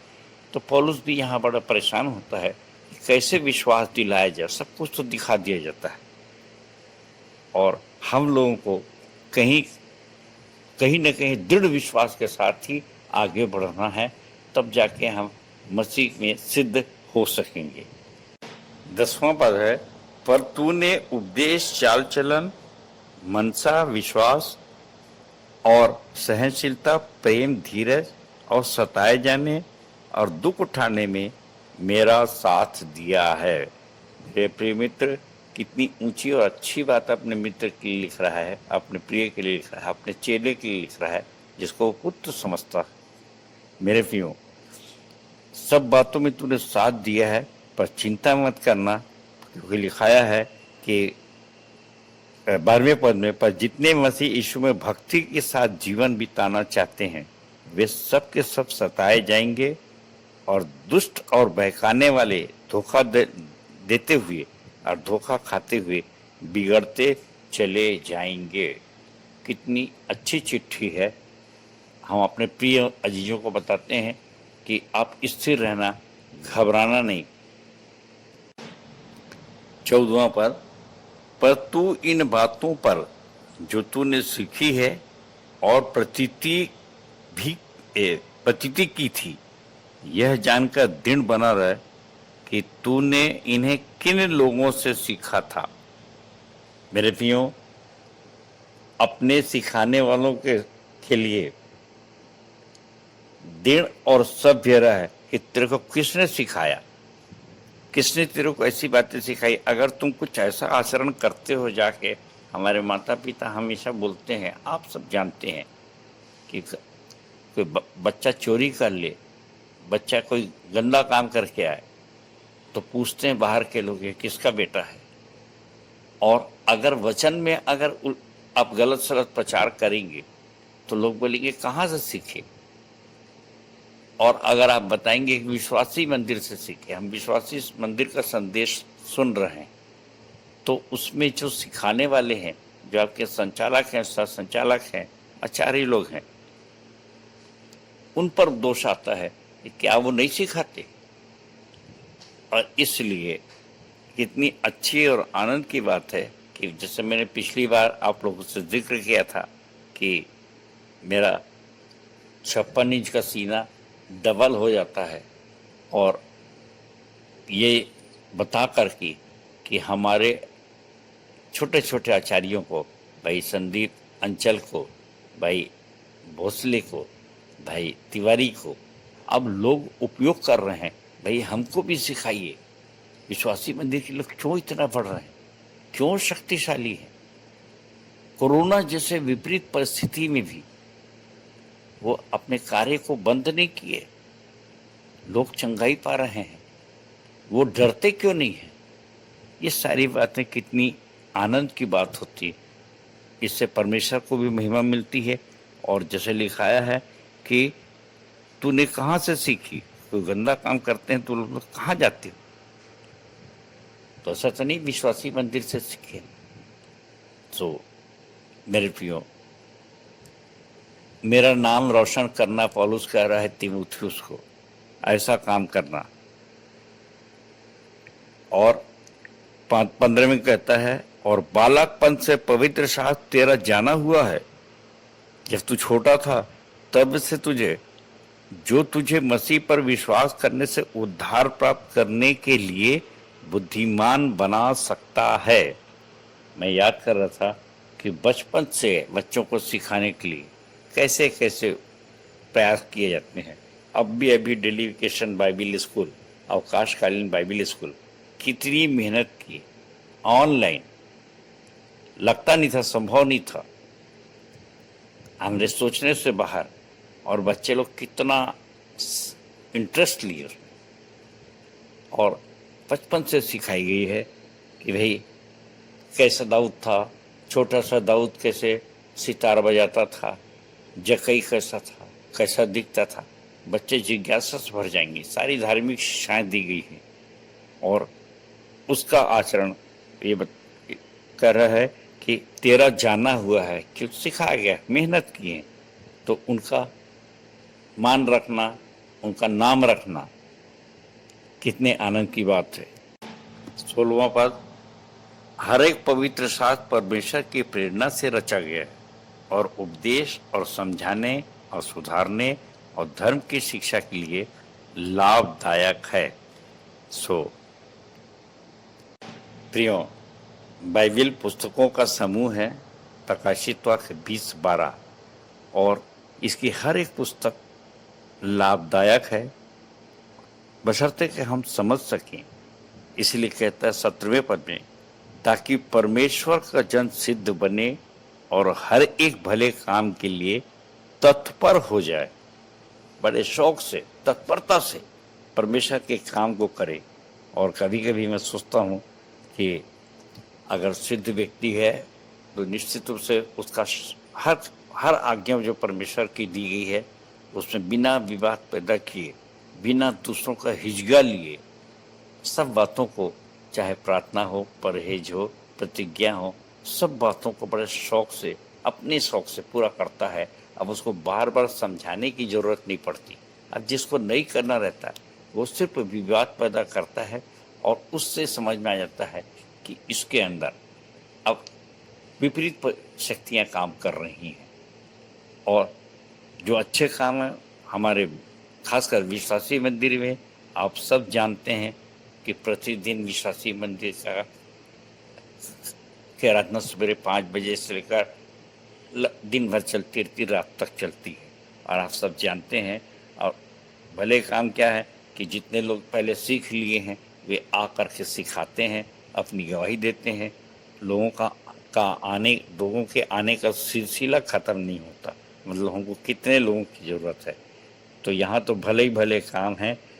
विश्वासी मंदिर का रखरखाव करना, साफ सफाई करना, सवेरे शाम तक प्रचार करना, इतवार की सफाई करना, झाड़ू लगाना, कुर्सी जमाना हर बार। और मैं आपको बताऊं, जब मेरे विलेज से जब मेरे पीएचडी लोग आए थे, हमारे मेहमान लोग, तो कह रहे थे बाप रे इतनी कुर्सियाँ और इतना मेहनत और फटाफट काम करते हैं लोग। मैं बोले इतने वर्कर हमने नहीं सोचा कि विश्वासी लोग और आपके चाहे आचार्य हों, चाहे बड़े हों, छोटे हैं, सब भीड़ कर मेहनत करते हैं। तो ये सब क्या है? दौड़ दौड़ के गुरु मंत्र बांटना और ऐसे कार्यों को, जबकि अभी कोरोना के समय में कैसे कैसे दौड़ दौड़ की सेवकाई किया लोगों ने। ये नहीं सोचा कि हमको भी कहीं इसका प्रभाव न पड़ जाए, हम भी संक्रमित न हो जाए प्राण के बाजी लगा के। सो मेरे प्रियो, ऐसे प्रेम कौन कर सकता है? और कभी कभी ये होता है कि हम वचन में बोलने में प्रतियोगिता है जैसे, या फिर हम अपनी संस्था में देखते हैं राजनीति आ जाती है। ये बड़ा क्यों हुआ, ये छोटा क्यों हुआ, ये पैसे इधर क्यों गए या इधर क्यों गए, ऐसा क्यों होता है। और कोई भी बात सिखलाई जाती है तो बुरा मान जाते हैं लंबे समय तक। कैसे बोलती है, एक लाइन समझाना मुश्किल हो जाता है। तो ये क्या है, रिश्ता क्या होगा? मेरे प्रियो, अपने संदेश को ख़त्म करने से पहले, बहुत पहले एक छोटी सी कविता मेरे को मिली थी। ये मेरी लिखी हुई नहीं है, परंतु मैं बता रहा हूँ कि जब पौलुस यहाँ पर तीमुथियुस को अपने बेटे की तरफ लिख रहा है, और पौलुस ने कहा भी है कि मैं तुम्हारा वचन सिखाने के लिए और आत्मिक रूप से मैं तुम्हारा पिता भी हूँ। सो मैं चाहता हूँ कि इस कविता को मैं आपके सामने रखूँ। और ये यद्यपि मेरी नहीं है, पर बहुत अच्छी कविता है, इसलिए मैं आपके सामने रख रहा हूँ। ये बाप बेटे की बात है। समाज फरमाइए। मेरे कंधे में बैठा बेटा मेरा जब कंधे पर खड़ा हो गया, मेरे कंधे पर बैठा बेटा मेरा जब कंधे पर खड़ा हो गया, मुझी से कहने लगा, देखो पापा, मैं आपसे बड़ा हो गया। मैंने कहा, देखो बेटा, इस खूबसूरत गलतफहमी में भले ही जकड़े रहना।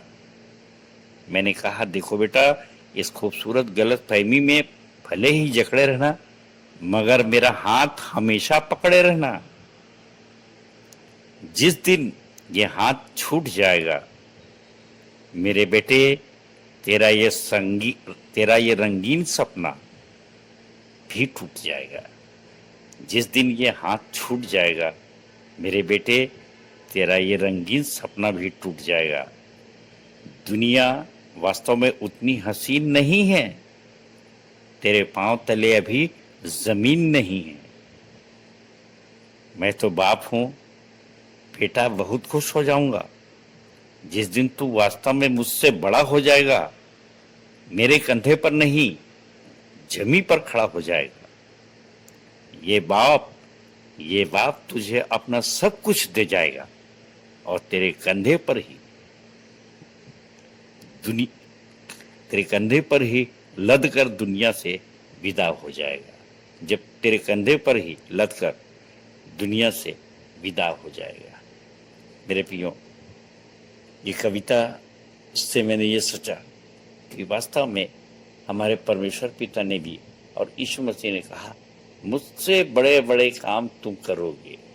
और कितने आनंद की बात होती है कि बाप चाहता है कि मेरा बेटा मुझसे बड़ा हो जाए, परंतु अगर वो कहना ना माने, जैसे पौलुस तीमुथियुस को सिखा रहा है और पहले बोला है कि अब अंत के समय में ऐसा समय आ रहा है कि लोग आज्ञा नहीं मानेंगे और अपस्वार्थी, लोभी, डींगमार, अभिमानी, ये सब लिखाया है पहले से 5वें पद में। क्षमा रहित, विश्वासघाती, ढीठ, नहीं सीखने वाले और घमंडी, ये सब हो जाएंगे। और ऐसों से परे रहना शक्ति को भी नहीं माने। मेरे प्रियो, विश्वासी मंदिर में पर्याप्त सामर्थ्य के काम दिखाए जाते हैं। कई बार तो ऐसा हुआ है कि पति पत्नी दोनों आए हुए हैं और मैंने पूछा तो पत्नी स्वीकार करती है, पति बोलता है तो यहाँ तो कोई सामर्थ्य का काम नहीं हुआ। अब आप सोच लीजिए, जहाँ सवेरे से शाम तक सामर्थ्य के काम होते हैं अनगिनत, वहाँ भी लोगों में इस प्रकार का भ्रम है। सो मेरे प्रियो, मैं चाहता हूँ कि हम भ्रमित न रहें, सिद्ध बने। और जैसा यीशु मसीह ने भी कहा मत्ती 5:48 में कि सिद्ध बनो जैसा तुम्हारा परमेश्वर पिता सिद्ध है। सो प्रभु करे आप सब सिद्ध हों और परमेश्वर के राज्य की महिमा एक नए जोश, एक नई उमंग, एक नए उत्साह से कर सकें, जिसमें कि इस जीवन में तो हम साथ साथ रहते ही हैं, परंतु मरने के बाद भी हम परमेश्वर के साथ रह करके, यीशु मसीह के साथ रहकर बहुत ही एक साथ रहकर आनंद का जीवन व्यतीत कर सकें, अनंत जीवन को प्राप्त कर सकें। परमेश्वर अपने वचन के कहे जाने पर आशीष दे। सबको जय मसीह की, जय मसीह की और जय मसीह की। हम संचालक जी का धन्यवाद करते हैं कि मंदिर के क्रियाकलापों की जानकारी एवं सूचनाओं से एवं प्रगति व भविष्य की योजनाओं को हमारे समक्ष रखे तथा उत्तरवादी पाठ पर भी सुंदर टिप्पणी दिए। हम पुनः धन्यवाद करते हैं। तालियां।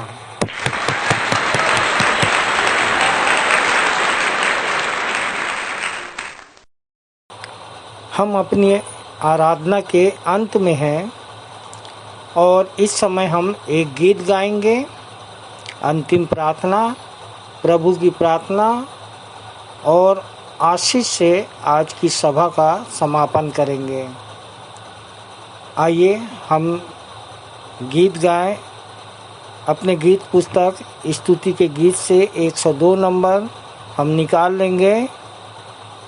मैं यीशु के साथ नूर में चलूँगा। इसके पश्चात अंतिम प्रार्थना में अगुवाई हमारे सहायक सह आचार्य कुमारी विमला सूर्यवंशी करेंगी।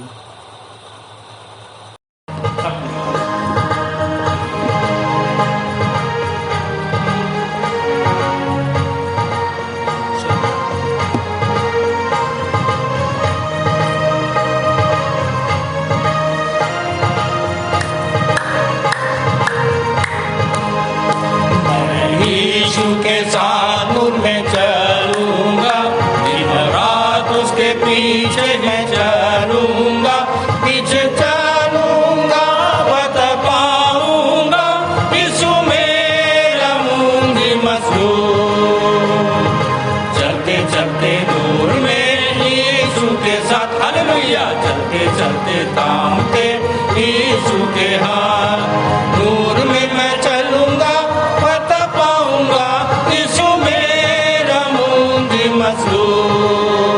मैं यीशु के साथ नूर में चलूंगा, अंधेरी राह में न डरूंगा, पैर उठाऊंगा दिल से गाऊंगा, यीशु मेरा मुंजी मजदूर।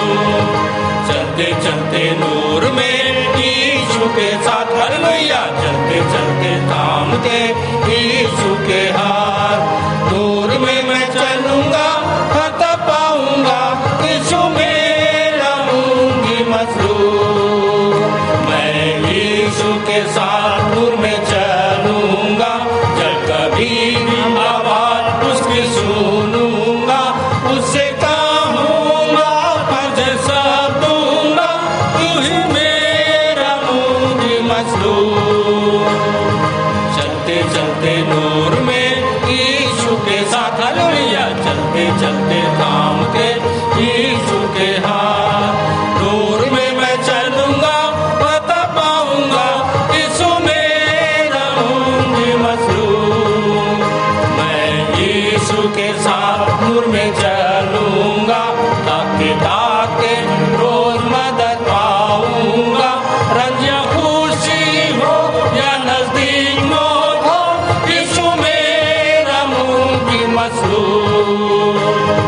चलते चलते नूर में यीशु के साथ, हालेलुया। चलते चलते थामते यीशु के हाथ, नूर में मैं चलूंगा, फतह पाऊंगा, यीशु मेरा मुझे मसलूब। मैं यीशु के साथ नूर में चलूंगा, अपनी आँख उसकी तरफ लगाऊंगा, हाथ में ले सलीब, झंडा है बाजिब, यीशु मेरा मुझे मसलूब। चलते चलते नूर में यीशु के साथ, हालेलुया। चलते चलते थामते यीशु के हाथ, नूर में मैं चलूंगा, फतह पाऊंगा, यीशु मेरा मुझे मसलूब।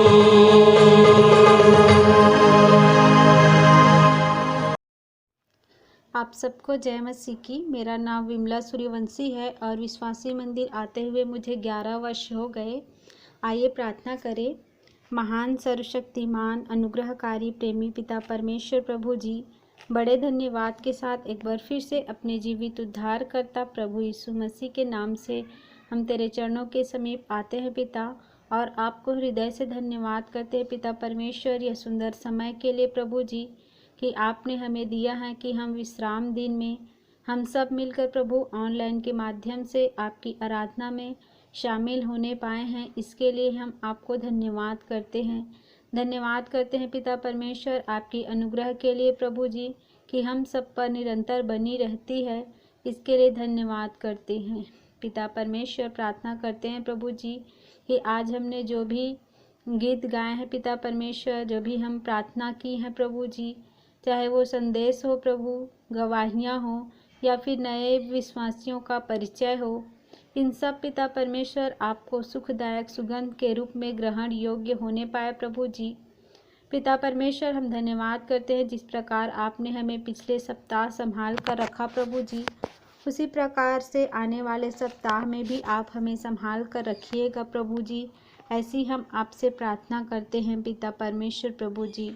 प्रार्थना करते हैं प्रभु जी जो भी आज हमने संदेश सुने प्रभु, उसे पिता परमेश्वर हमें ज्ञान बुद्धि समझ की आत्मा दे प्रभु कि वह संदेश हमारे आत्मिक उन्नति का कारण होने पाए। ऐसी हम तुझसे प्रार्थना करते हैं प्रभु जी। पिता परमेश्वर हम जानते हैं प्रभु आपके वचन में लिखा है कि यह स्मरण रख कि अंतिम दिनों में कठिन समय आएंगे और बहुत से मनुष्य प्रभु जी बहुत से बुराइयां में फंस जाएंगे। और आपके वचन में लिखा है प्रभु जी कि वे भक्ति का भेष तो धरेंगे परंतु उसकी शक्ति को नहीं मानेंगे। ऐसों से परे रहना तो होने देना पिता परमेश्वर। हम इन सब से पिता परमेश्वर ये वचन हमारे जीवन में काम करने वाले हो सके प्रभु जी।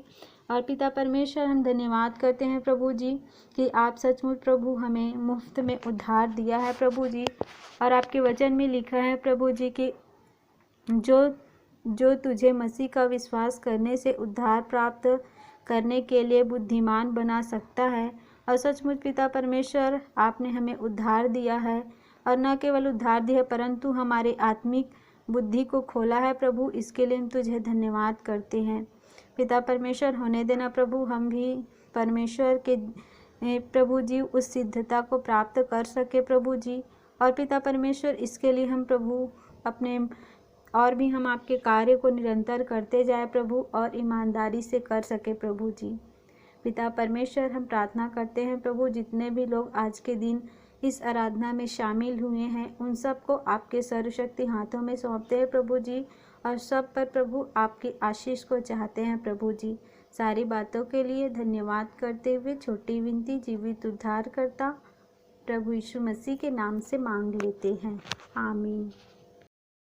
हे हमारे पिता, तू जो स्वर्ग में है, तेरा नाम पवित्र माना जाए, तेरा राज्य आए, तेरी इच्छा जैसे स्वर्ग में पूरी होती है वैसे ही इस पृथ्वी पर भी पूरी हो।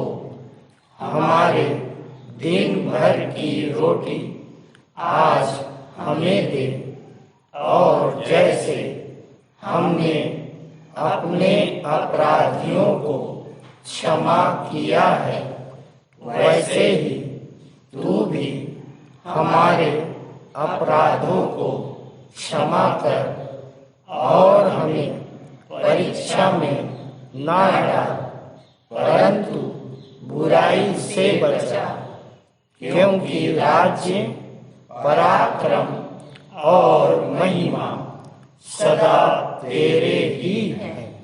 आमीन। आशीष ग्रहण करें। और अब जो तुम्हें ठोकर खाने से बचा सकता है, अपनी महिमा की भरपूरी के समक्ष मगन और निर्दोष करके खड़ा कर सकता है, उस अद्वैत परमेश्वर हमारे उद्धारकर्ता की महिमा, गौरव, पराक्रम और अधिकार जैसा कि सनातन काल से हमारे प्रभु मसीह यीशु के द्वारा है, अब भी हो और युगान युग होता रहे। आमीन और आमीन। मुझ में यीशु की शोभा दिखाई दे, उसका अद्भुत प्यारा सा निर्मलता, हे तू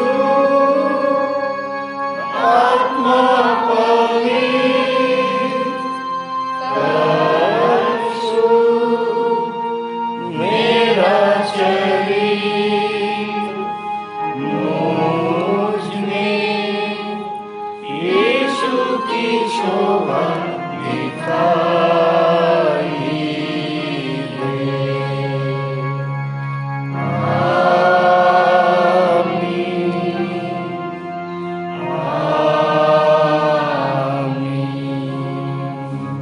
आप सबको जय मसीह की।